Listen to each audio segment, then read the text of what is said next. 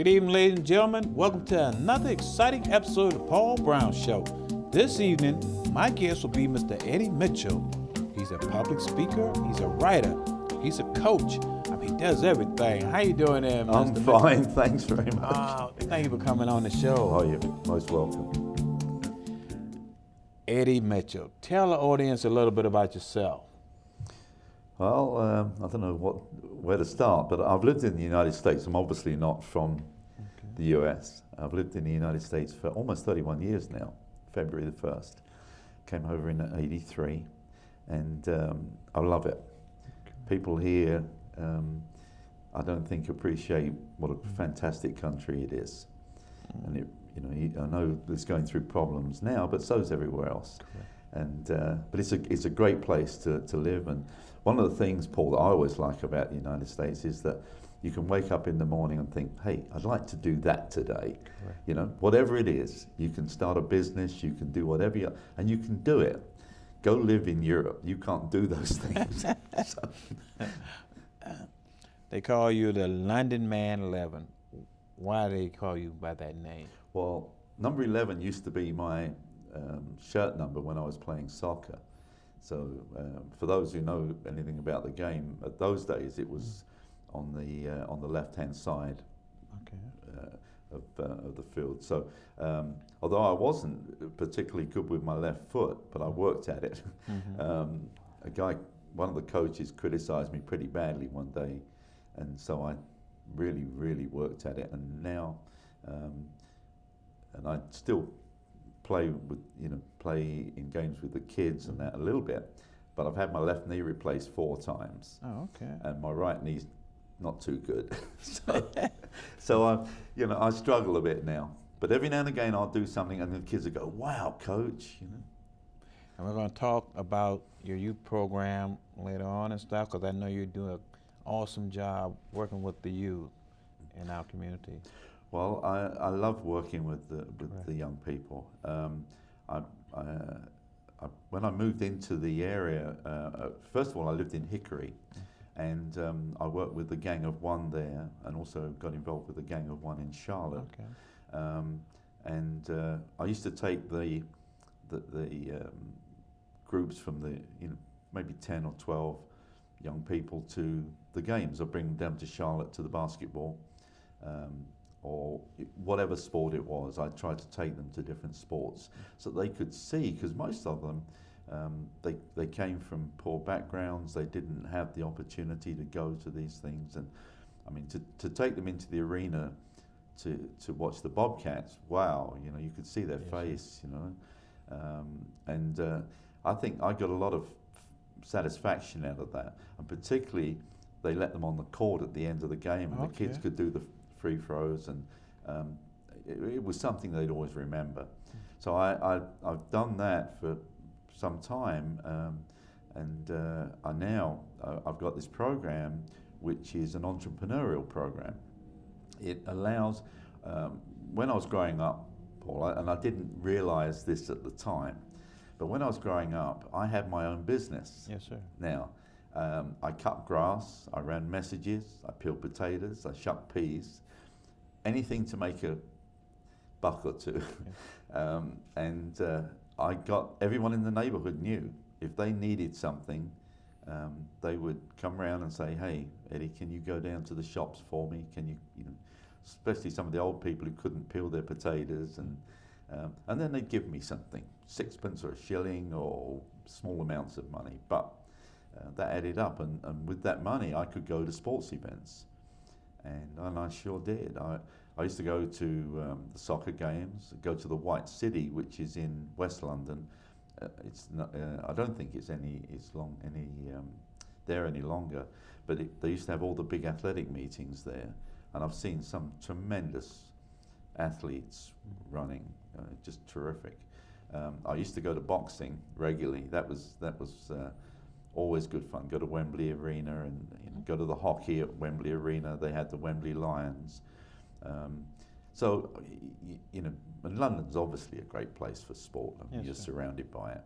So my thinking with this program is to show these young people that they can make a little bit of money, that they can create something for themselves, and it's better than watching TV or playing video games all the time. What I do, we show them how to start a business.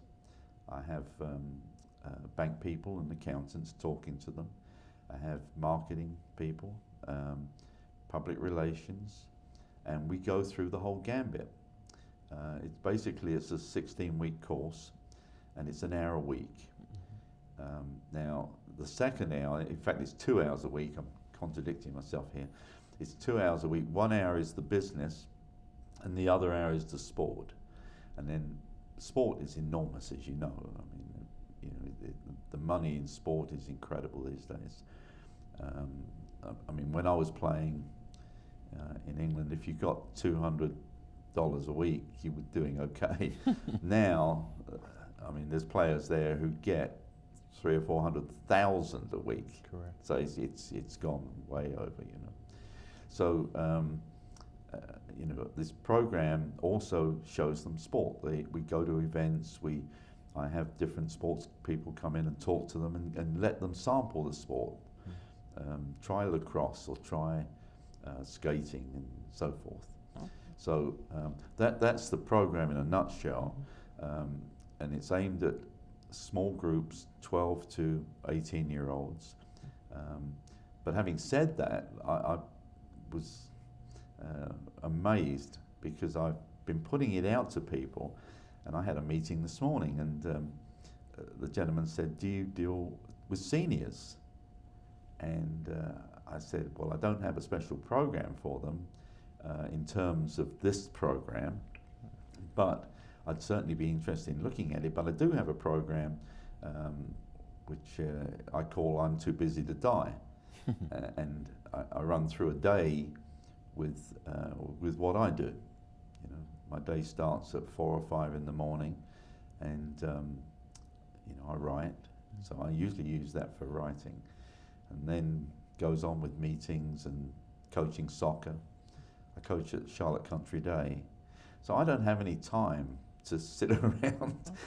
Now and again I will. I'd like to watch a bit of TV, but there's so much. The thing is, there's so much to life, and it's exactly what if you want to do it, you get the rewards. I've had the good fortune to have interviewed and been around some great athletes, right. And they've been wonderful. They've been wonderful. I can think of one interview with an athlete who shall remain nameless, and he didn't like the questions I was asking him, and so he got very upset about it. But I mean, I've interviewed a lot of people, and the majority of them, 99%, have been great. Correct. And they'll take the time and they'll put themselves out for you.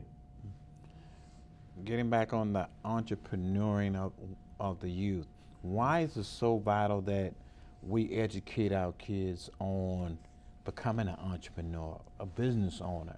Why is that so vital? Because then you can go through life and you don't need to get a job as such. You create your own. You're not reliant on anybody else. You can do that.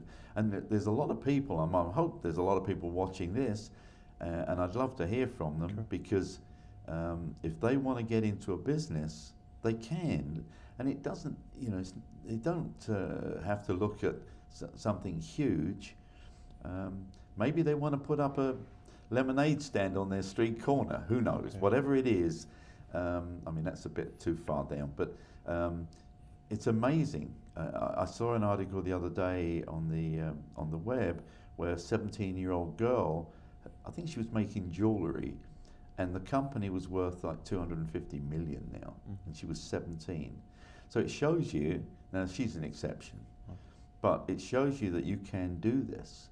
You can, and it's not the money, it's being creative and thinking it through and knowing, we all make mistakes. We make mistakes in life and business. And so in business, and I've made too many to think about, but if you learn from them, that's the thing. You've got to learn from them. And every now and again, you'll get something that will just really excite you, you know. Correct. Could be anything. You get a new order for something and you've been trying to sell.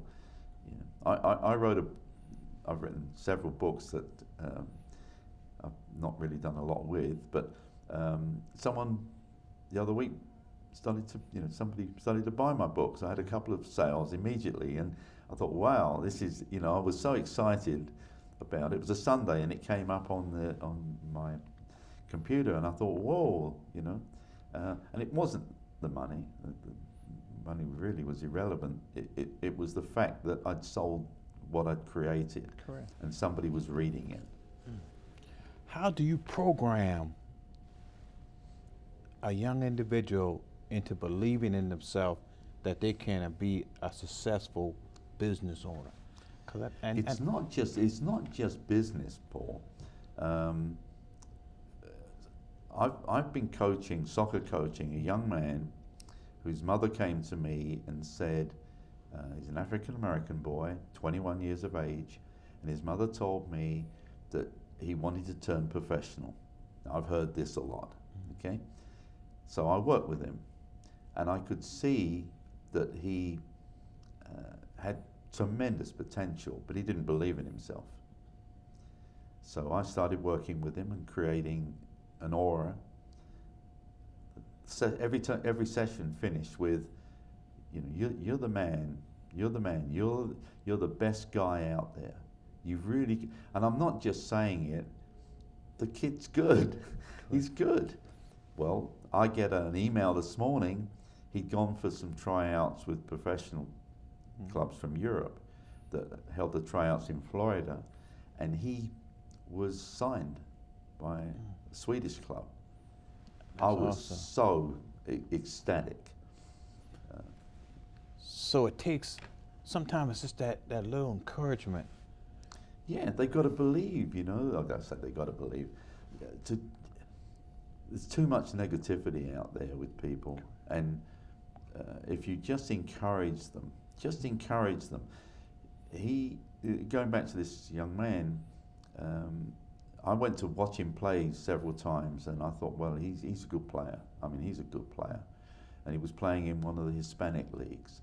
But then when I started to work with him, he didn't play in that position he'd been playing in the Hispanic league. He played left back, and so I then put together a program working on what I knew he would need when he went for the tryouts. And I constantly told him, you know, you've got to do these things. You've got to talk, you've got to make runs, whatever, you know. And I kept on and on and on, just nicely. And by the time he went, I saw him on the Friday, and he went the next day. He was pumped up in a nice way. I said to him, when you get on the field, you've got to look at yourself and say, hey, I'm the guy here. When you walk off the field, you're not. You know, you play it down, be humble, and you know, be nice to people. But when you're on that field, you've got to have sort of an arrogance about you, without saying to people, I'm the best. You don't have to say it, show it. So, I mean, that's just one example, but you know, I think, I mean, I can go back to when I was in my 20s and helping a young boy in England, Bob Vasey, his name, and he wanted to race bikes. And I helped him, I coached him, and he was in the army,